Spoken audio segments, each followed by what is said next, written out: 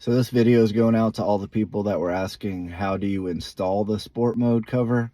So let me go ahead and show you how to do it. All right, so what we do is we have this panel here, and this just pops in and pops out. You just pull it out, and then you have 3 screws, one here, and then one in here, one in there.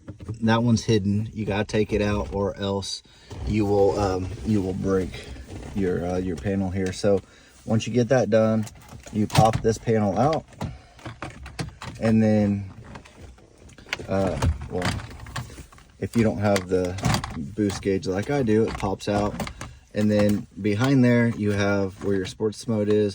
You have 2 screws that comes out, and then let me see if I can show you behind here.